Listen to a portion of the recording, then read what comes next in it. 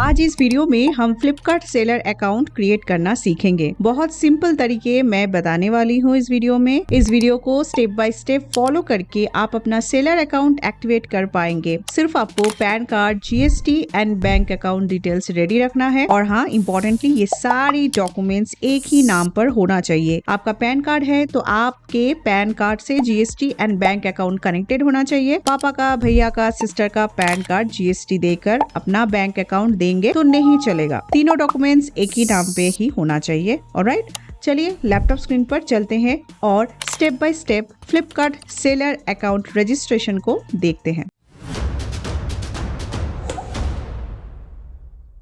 फ्लिपकार्ट पर seller account registration करने के लिए आपको सिंपली जाना है flipkart.com पर। फिर आपको राइट हैंड साइड पे ऑप्शन मिलेगा बिकम अ सेलर। इस पे क्लिक करने के बाद आपको यहाँ पे राइट हैंड साइड पे ऑप्शन मिलेगा स्टार्ट सेलिंग। और जैसे आप स्टार्ट सेलिंग पे क्लिक करेंगे तो यहाँ पे आपको भरना होगा मोबाइल नंबर, ईमेल आईडी और इसके बाद आपकी प्रोडक्ट कैटेगरीज, जो भी कैटेगरीज आप फ्लिपकार्ट पर सेलिंग के लिए देख रहे हैं, जो भी कैटेगरीज पे आप सेल करना चाहते हैं। और अगर आपको सिर्फ बुक सेल करना है तो आपको ये ऑप्शन, सेकेंड वाली जो ऑप्शन है वो सिलेक्ट करना पड़ेगा, ओनली बुक्स। इसके बाद आपको भरना है GSTIN और फिर आपको रजिस्टर एंड कंटिन्यू पे क्लिक करना है। मोबाइल नंबर के ऑप्शन पे आप जैसे अपना मोबाइल नंबर भरेंगे आपको यहाँ पे OTP के लिए क्लिक करना होगा सेंड OTP ऑप्शन पे। तो जैसे आप क्लिक करेंगे आपको आएगा OTP आपके मोबाइल नंबर पे, जो भी आप यहाँ पे भरेंगे। सिंपली आपको यहाँ पे OTP भर देना है। अब आप देख पा रहे हैं जैसे ही हमने यहाँ पे GSTIN डाला तो यहाँ पे GST में जो भी इंफॉर्मेशन है ऑटोमेटिकली फेच करके यहाँ पे आपको शो करने लगेगा। तो GSTIN में जो भी डिटेल्स होगा वो ऑटोमेटिकली यहाँ पे फेच होके दिखाएगा। इसके बाद सिंपली आपको रजिस्टर एंड कंटिन्यू बटन पे क्लिक करना है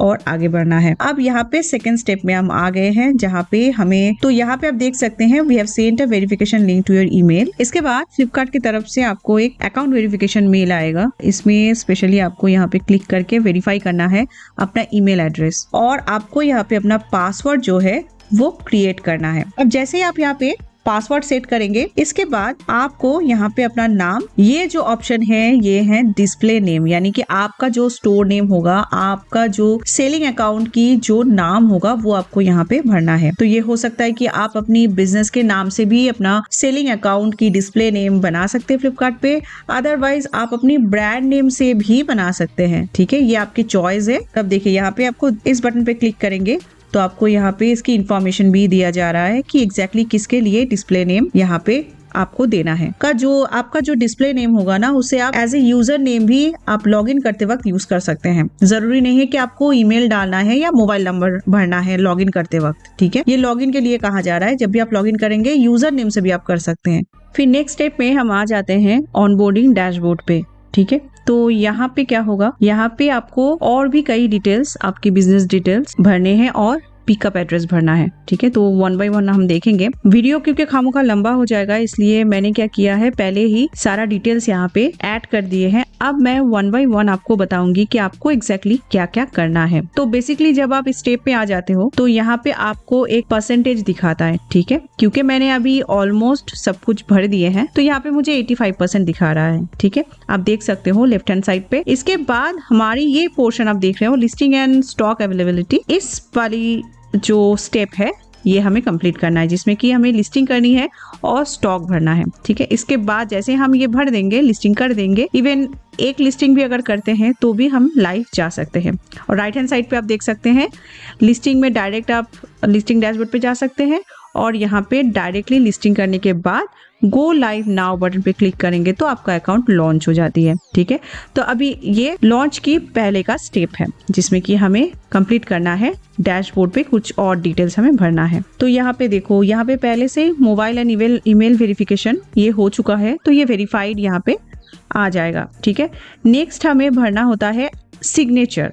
ठीक है, सिग्नेचर वेरिफिकेशन हमें करना होता है। अब यहाँ पे क्योंकि आप GSTIN देख पा रहे हो ये पहले ही स्टेप में हम कर चुके हैं तो इसका डिटेल्स भी यहाँ पे शो करेगा। इसके बाद यहाँ पे आप देख सकते हो योर सिग्नेचर। ठीक है, तो यहाँ पे हमें क्या करना है, आप देखो यहाँ पे सिग्नेचर जो है हमने कुछ अपलोड नहीं किया है, यहाँ पे सिंपली हमने क्रिएट किए हैं। अब वो कैसे होता है चलिए मैं दिखाती हूँ एडिट में क्लिक करके।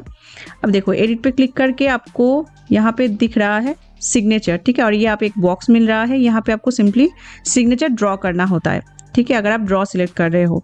और अगर आप क्रिएट सिलेक्ट करोगे तो यहाँ पे देखो सिंपली आप अपना नाम भरोगे तो उस हिसाब से आपका जो सिग्नेचर है वो बनने लगेगा। ठीक है, तो अब आपको क्या करना है, आपका नाम यहाँ पे सिंपली टाइप करना है, उस हिसाब से आप सिग्नेचर यहाँ पे क्रिएट कर सकते हो। तो सिंपली इसके बाद क्या करना है, ऐड बटन पे क्लिक करना है और आपका सिग्नेचर जो है वो ऐड हो जाता है डायरेक्टली आपकी डैशबोर्ड पे। ठीक है, इसके बाद बारी आती है स्टोर डिस्क्रिप्शन की। ठीक है, यहाँ पे नाम और डिस्प्ले नेम क्योंकि हमने पहले ही भरा था तो इसलिए ये यहाँ पे एज इट इज दिखाएगा जो भी आप भरे हैं लास्ट स्टेप में। अब स्टोर डिस्क्रिप्शन में हमने यहाँ पे कुछ डिटेल्स भरा था। ठीक है, वो क्या डिटेल्स है, उस डिटेल्स में आप अपनी बिजनेस डिटेल्स कुछ भी आप भर सकते हैं। अपनी स्टोर डिटेल्स में क्या भर सकते हैं, आप बिजनेस किस कैटेगरी पे कर रहे हो और आपके बिजनेस की रिलेटेड डिटेल्स आप भर सकते हो। जैसे आप देखो यहाँ पे हम क्या बता रहे हैं, क्योंकि कैटेगरी हमने टी शर्ट सिलेक्ट की है, मेंस वेयर है, तो यहाँ पे देखो हमने लिखा है sell best quality products in men's wear category, we believe in quality and best customer service. ठीक है, तो आप अपने हिसाब से यहाँ पे लिख सकते हो 1 लाइन या 2 लाइन्स या 3-4 लाइन्स भी चलता है, लेकिन जरूरी नहीं है, आप 1 लाइन भी लिखेंगे तो भी चलेगा। ठीक है, इसके बाद आ जाती है पिकअप एड्रेस की बारी। तो यहाँ पे देखो पिकअप पिन कोड आपको सिंपली भरना होता है। ठीक है, यहाँ पे आपको अपनी पिकअप एड्रेस की पिन कोड डालना है। और यहाँ पे एक ध्यान देने वाली बात है, आप देख सकते हो फ्लिपकार्ट में भी मेंशन है कि please enter a pin code of GJ, यानी कि गुजरात में हमने गुजरात की जीएसटी दिए हैं, इसलिए गुजरात स्टेट की कोई भी पिन कोड चलेगा। भले ही आपका बिजनेस अगर अहमदाबाद में है लेकिन आप पिकअप सूरत से करवाना चाहते हो तो भी चलेगा। ठीक है, ये डाउट आपका क्लियर होना चाहिए बिल्कुल भी। एक ही स्टेट में आप डिफरेंट सिटीज में आप रह सकते हो, अपना पिकअप एड्रेस डिफरेंट सिटीज में हो सकती है। आपका जो बिजनेस है वो डिफरेंट स्टेट में नहीं होने चाहिए, पिकअप डिफरेंट स्टेट में नहीं होनी चाहिए। ठीक है, आप गुजरात पे आपका बिजनेस रजिस्टर्ड है, जीएसटी रजिस्टर्ड है, आप दिल्ली से कोई प्रोडक्ट अगर पिकअप कराना चाहते हो वो नहीं होगा। तो वो बात है कि आप जिस भी स्टेट से बिलोंग करते हो, GSTIN जिस भी स्टेट की आप दिए हो उसी स्टेट की पिन कोड आपको देना है। तो सिंपली यहाँ पे आप पिन कोड भरोगे तो ये डिटेल्स आएगा, your pin code is serviceable. अगर इन केस आपका पिन कोड फ्लिपकार्ट की सर्विसेबल एरिया के तहत नहीं आता है तो भी वो डिस्प्ले यहाँ पे ही करेगा, शो करेगा यहाँ पे कि आपका पिन कोड जो है सर्विसेबल एरिया के अंदर नहीं आता है। अब यहाँ पे क्योंकि हमने पिन कोड GST से मैच्ड पिन कोड ही दिया है तो यहाँ पे वो शो कर रहा है pin code matches your GSTIN। अब पिकअप एड्रेस में हमें सेम एज GSTIN देना है और इसके बाद हमें ये सारी डिटेल्स भरना है, शॉप नंबर, बिल्डिंग नेम और road name, near by landmark, city. ठीक है, ये सब भर के हमें यहाँ पे सेव कर देनी है। जैसे ही हम सेव कर देंगे एड्रेस जो है देखिए स्टोर डिटेल सबमिटेड सक्सेसफुली, इस तरीके से आपको नोटिफिकेशन आएगा और आपने जो भी स्टोर डिटेल्स भरेंगे वो सबमिट हो जाएगा सक्सेसफुली। इसके बाद नेक्स्ट ऑप्शन होती है लिस्टिंग एंड स्टॉक अवेलेबिलिटी। ठीक है, अब यहाँ पे क्या होता है, आपके पास 2 ऑप्शन है, या तो आप यहाँ पे ब्रांड नेम सर्च करिए या FSN। अब FSN होता है फ्लिपकार्ट सीरियल नंबर, जो भी प्रोडक्ट आप फ्लिपकार्ट पे अपलोड करते हो, अपलोड करने के बाद एक नंबर ऑटोमेटिकली जनरेट होती है, वो होती है FSN फ्लिपकार्ट सीरियल नंबर। तो वो नंबर फ्लिपकार्ट सीरियल नंबर देके भी आप सर्च कर सकते हो और एज ए सेलर आप ऐड हो सकते हो। नेक्स्ट है, और आपके पास क्या ऑप्शन है, आपके पास ऑप्शन है कि आप अगर अपना प्रोडक्ट बेचना चाहते हो, लिस्ट करना चाहते हो, देन आपको ओन प्रोडक्ट्स में लिस्ट करना पड़ेगा, लिस्ट योर ओन प्रोडक्ट्स। और यहाँ पे बहुत अच्छी एक ऑप्शन है, ठीक है, आप देख पा रहे हो, add products with high demand at Flipkart. ये बेसिकली एक इंसाइट है, बेसिकली रिकमेंडेशन है कि आप अगर अभी तक प्रोडक्ट सिलेक्ट नहीं किए हो तो इन दैट केस आप क्या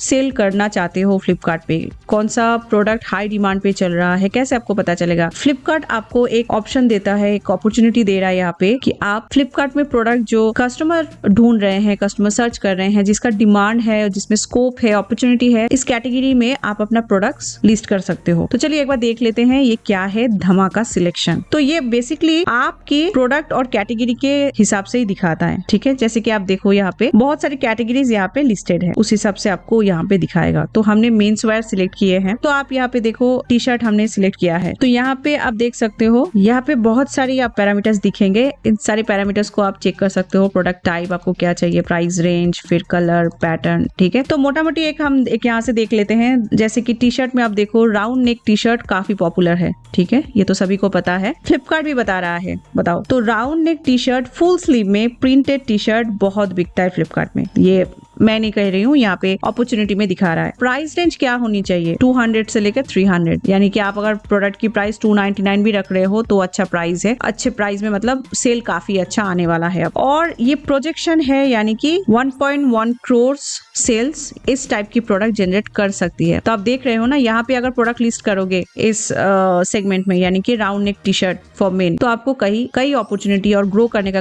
काफी अच्छा मौका मिलने वाला है। उसी हिसाब से आप देखो पोलो टी शर्ट का भी एक आपको यहाँ पे डिटेल्स मिल रहा है। और इसके बाद और क्या है देखते हैं, टी शर्ट्स फॉर वुमेन, ठीक है, ये भी पोलो में काफी अच्छा जा रहा है। तो ये जो इंसाइट है, ये जो रिकमेंडेशन है, आप अपनी प्रोडक्ट टू प्रोडक्ट आप देख सकते हो, आप अपने हिसाब से चेक कर सकते हो। अगर वही कोई अगर साड़ी सेल करना चाहते हैं तो आप यहाँ से देख सकते हैं साड़ी फॉर वुमेन, ठीक है। और भी बहुत सारे कीवर्ड यहाँ पे आप देख पा रहे हो, और जिस टाइप की प्रोडक्ट्स कस्टमर अभी ढूंढ रहे हैं। अब यहाँ पे आप देख सकते हो बैंक अकाउंट इन्फॉर्मेशन में, यहाँ पे भी हम ऑलरेडी अकाउंट डिटेल्स भर दिए हैं। तो आपको यहाँ पे क्या करना है, सिंपली अकाउंट नंबर और IFSC कोड भरना है। अकाउंट नंबर और IFSC कोड जैसे आप भरते हैं, ऑब्वियसली अकाउंट नंबर जो है वो मैच होनी चाहिए GSTIN नेम से। आप जिस भी नेम से GSTIN दे रहे हो, वो प्रोप्राइटर हो या कंपनी के नाम से हो, उसी नेम से आपका अकाउंट नेम और नंबर भी होनी चाहिए। तो इसके बाद क्या होता है, जैसे ही आप अपनी बैंक अकाउंट इन्फॉर्मेशन फिल करते हो फ्लिपकार्ट पे, उसके बाद फ्लिपकार्ट एक सर्टेन अमाउंट आपकी अकाउंट में भेजता है। वो